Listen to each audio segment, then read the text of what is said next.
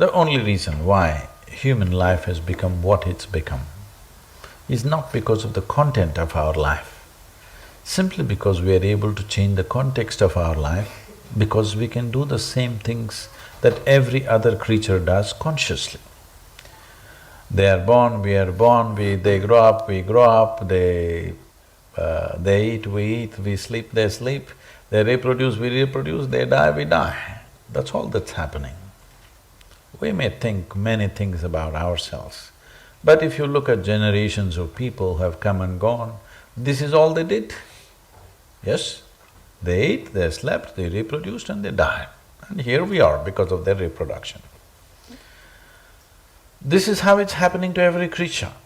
Only thing is, the same simple things that another creature can do, we can conduct it consciously. That's why we are so different. See, we attach the word being only to the human.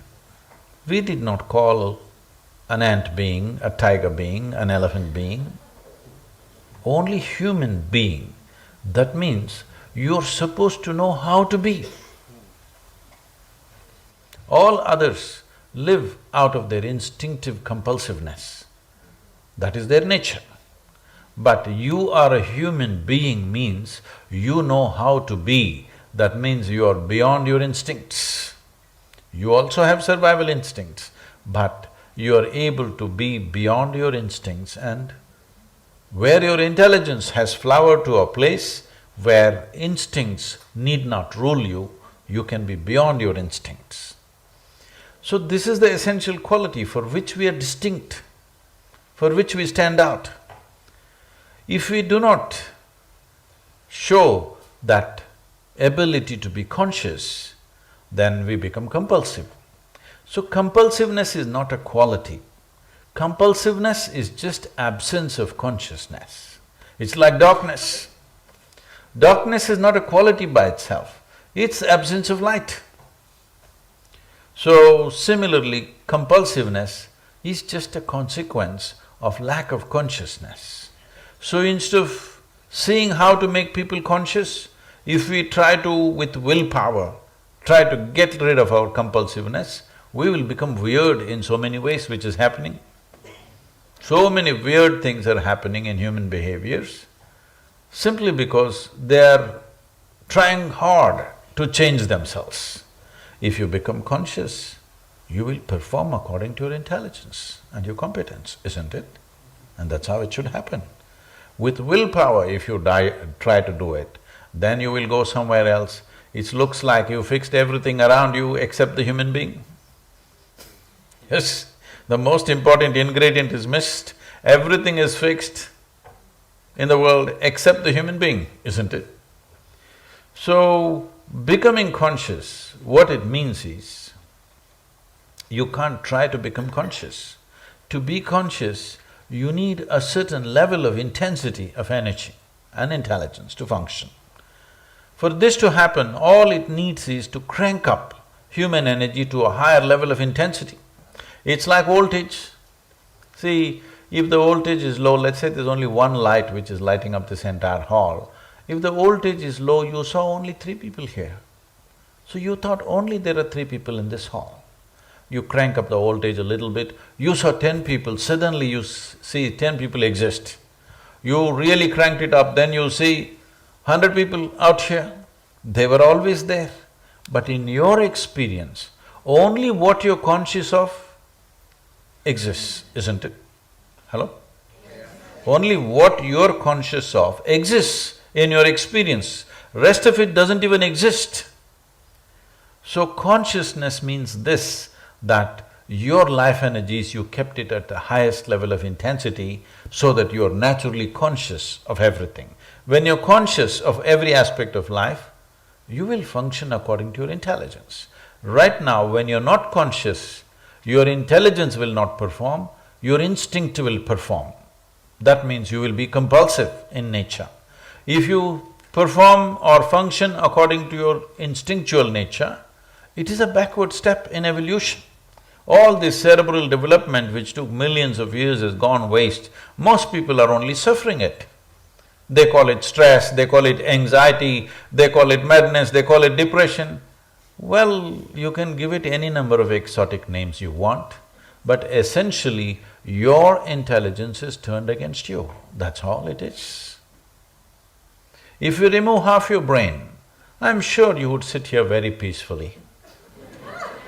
Yes. This happened a few months ago. A television anchor in South India, a 34-year-old woman, she jumped off 5th floor and committed suicide. She left a note, "Nobody is responsible for my death, my brain is my enemy." Well, she articulated it very clearly. This note went all over on the Indian television. My brain is my enemy.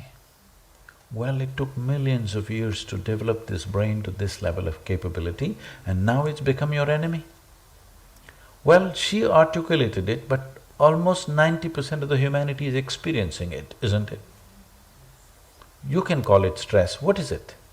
You don't know how to conduct your thought and emotion, isn't it? Hello? Yes. When are you going to learn? I want to know. You meet a 50-year-old, 60-year-old, they still don't know how to conduct their thought and emotion. When the hell are you going to learn? No wonder you're planning to go to heaven. Because you've not even completed your kindergarten here in your lifetime. See, if you do not know how to conduct your body, how to conduct your thought and emotion, this means you've not figured how to use the basic faculties of your life, isn't it? Hello? Yes. Most basic faculties of your life. Let's say you're 50 and you still don't know how to walk, you're yet to learn. What is it? But we are taking this as normal. This is the disaster.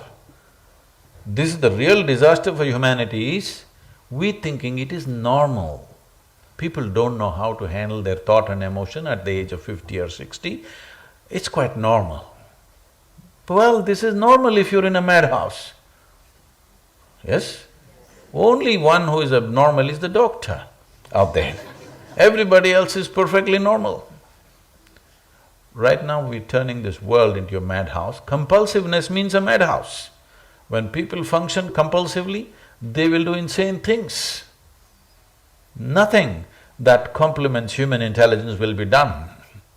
Yes? For this you need consciousness. Are you capable of being conscious? Obviously. Isn't it so? Have you not seen the same thing that you do? One day you're in a certain way, food appeared in front of you, you ate very consciously. Another day you ate possible or no? Both are possible or no? So the difference is just that you have toned up your energy so that consciousness is not an effort. That's the way you're made. That's the way a human being is manufactured, all right? It's a conscious being. That's why we're calling you a human being. You know how to be. If you really knew how to be, would you choose to be blissful or miserable? Obviously blissful. So this is all the litmus test is in your life. If you wake up in the morning and if you're not blissful, this means you have become compulsive.